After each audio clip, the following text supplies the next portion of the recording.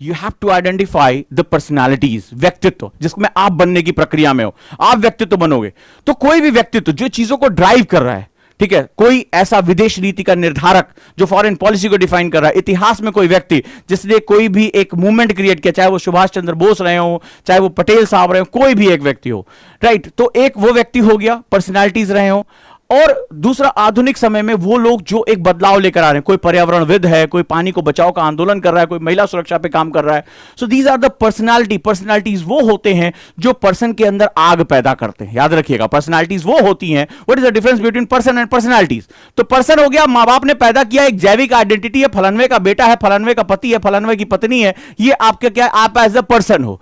Personalities वो होती हैं जो लोगों की जिंदगी में एक मायने पैदा करती हैं, एक अर्थ पैदा करती हैं। उनको पता चलता है कि मेरे जीवन का मकसद क्या है। हम ज्यादातर इंसान जो है वो अपने जीवन के मकसद को, एम ऑफ द लाइफ, जानते ही नहीं है। तो जो व्यक्तित्व होता है वो संघर्षों से निकलता है, वो दबाव झेलता है, वो अपने ज्ञान की खोज करता है, स्वयं को जानता है, स्वयं के मकसद को जानता है और अपने उद्देश्यों के लिए हर कुछ करने को तैयार होता है। चाहे वो गांधी की तरह जेल जाना हो, यातना सहना हो, सुभाष चंद्र बोस की तरह जो है वो निर्वासन में रहना हो, सभी कुछ यातनाएं वो समझ जाता है, क्योंकि उसके लिए जीवन से बड़ा उद्देश्य हो जाता है। तो पर्सनालिटीज कौन सी होती हैं? पर्सनालिटीज वो होती हैं जिनके लिए जीवन से बड़ा उनका उद्देश्य हो जाता है। वो समस्त चीजों को अपने उद्देश्य के लिए निछावर कर देते हैं। इनको पर्सनालिटीज यानी व्यक्तित्व बोलते हैं। और ऐसे व्यक्तित्व अपने द्वारा प्राप्त जो अर्जित ज्ञान है, जो नॉलेज है, जो अनुभव है, वो दूसरे व्यक्तियों में भी झोंक देने की ताकत रखते हैं, उनके अनुयायी बनते हैं।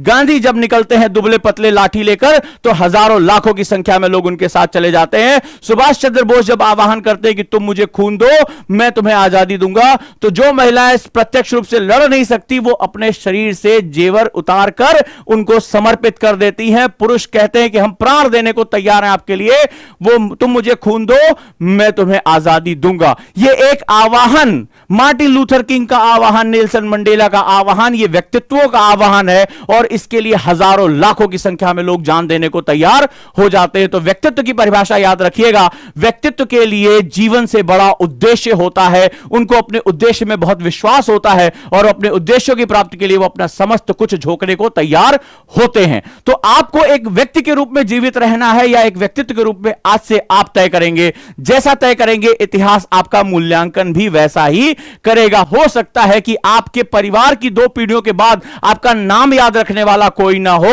और ऐसा भी हो सकता है कि आपके इस दुनिया से जाने के बाद इस संसार में हजारों वर्ष तक आपका नाम लिया जा सके। यह तय आप करेंगे, यह तय आप करेंगे। तो यह हमारे व्यक्तित्व रहे।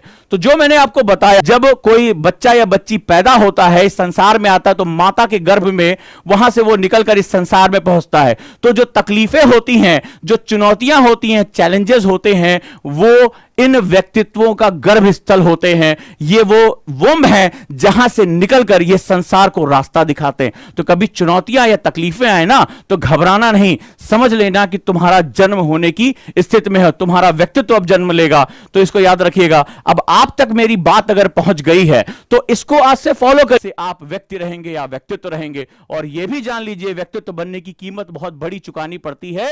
कई लोगों को अपने प्राण तक गंवाने पड़े। लेकिन मैंने कहा ना, जब व्यक्तित्व का अध्ययन करते हैं संसार के, तो वो व्यक्ति होते हैं, वो व्यक्ति होते हैं जिन्हें अपने जीवन से बड़ा अपना उद्देश्य दिखाई पड़ता है। जिस दिन तुम्हारे अंदर इनलाइटमेंट हो जाए कि मेरा मकसद मेरे जीवन से भी उच्च हो चुका है, आप समझ लेना कि संसार अब आपको फॉलो करने को तैयार बैठा है। अगर मेरी बात पहुंच गई तो मुझे जरूर बताइएगा।